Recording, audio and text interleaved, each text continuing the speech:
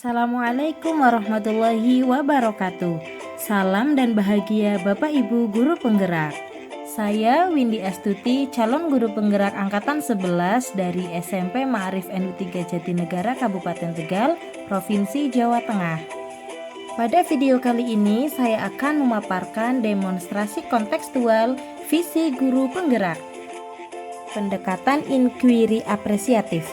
Untuk merumuskan visi guru penggerak dapat dilakukan melalui pendekatan inquiry apresiatif.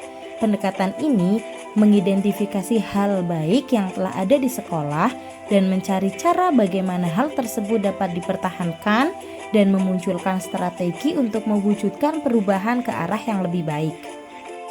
Agar dapat menerapkan pendekatan inquiry apresiatif, maka langkah yang dapat dilakukan adalah dengan menggunakan metode Bagja.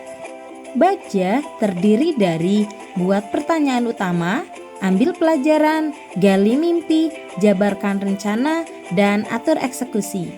Pada buat pertanyaan utama, berisi pertanyaan-pertanyaan untuk menentukan arah penelusuran. Sedangkan pada ambil pelajaran, memandu bagaimana pengalaman positif dari individu, kelompok, atau komunitas lain yang akan dijadikan pembelajaran. Lalu pada gali mimpi berupa narasi keadaan ideal jika prakasa perubahan telah terwujud. Sedangkan pada jabarkan rencana adalah dengan mengidentifikasi tindakan-tindakan yang akan dilakukan. Dan yang terakhir, atur eksekusi untuk membantu transformasi rencana menjadi nyata. Berikut ini visi guru penggerak yang saya buat adalah mewujudkan generasi unggul yang bermartabat, melek iptek, dan berkepribadian sesuai dengan profil pelajar Pancasila serta mampu memadukan zikir, fikir, dan ikhtiar. Untuk mewujudkan visi saya tersebut, maka saya membuat prakasa perubahan, yaitu meningkatkan kreativitas dan motivasi belajar peserta didik melalui pemanfaatan teknologi. Adapun tahapan Bagja yang saya buat adalah sebagai berikut. Yang pertama, buat pertanyaan utama. Pertanyaannya adalah bagaimana cara meningkatkan kreativitas dan motivasi belajar peserta didik melalui pemanfaatan teknologi.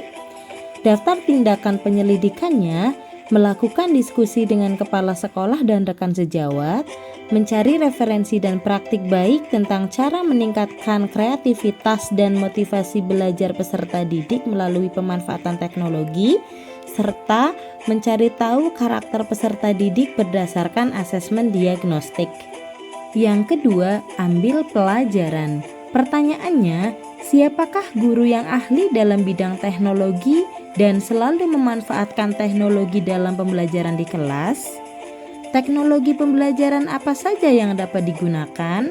Serta bagaimana memilih media atau teknologi pembelajaran yang tepat agar dapat meningkatkan kreativitas dan motivasi belajar peserta didik?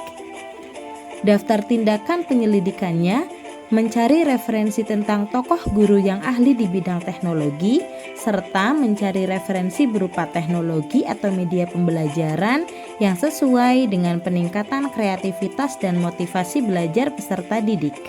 Yang ketiga, gali mimpi. Pertanyaannya, apakah pemanfaatan teknologi dalam pembelajaran dapat meningkatkan kreativitas dan motivasi belajar peserta didik? Bagaimana agar pembelajaran berbasis teknologi dapat diterapkan dalam mata pelajaran lain? Serta apakah ada keterkaitan antara pemanfaatan teknologi dalam pembelajaran dengan dimensi profil pelajar Pancasila?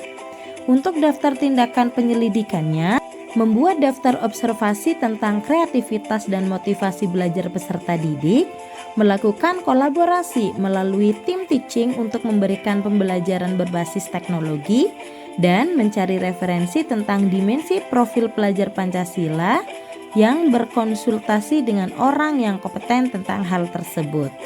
Yang keempat, jabarkan rencana. Pertanyaannya adalah, apa langkah-langkah untuk mulai membiasakan pemanfaatan teknologi dalam pembelajaran? Apakah media yang digunakan dalam pembelajaran berbasis teknologi? dan bagaimana usaha menjaga keberlanjutan pemanfaatan teknologi agar terus dapat dilaksanakan dalam pembelajaran di kelas. Daftar tindakan penyelidikannya membuat perangkat pembelajaran dan instrumen penilaian yang tepat, mencari media pembelajaran berbasis teknologi yang dapat sesuai karakteristik peserta didik dan materi pembelajaran, serta memberikan reward pada peserta didik yang memiliki kreativitas dan motivasi belajar tinggi. Dan yang terakhir, atur eksekusi.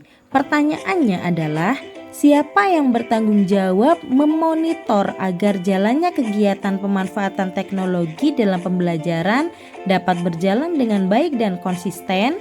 Serta daftar tindakan penyelidikannya, yaitu membuat jadwal kegiatan pembelajaran menggunakan teknologi yang bervariasi tiap minggunya.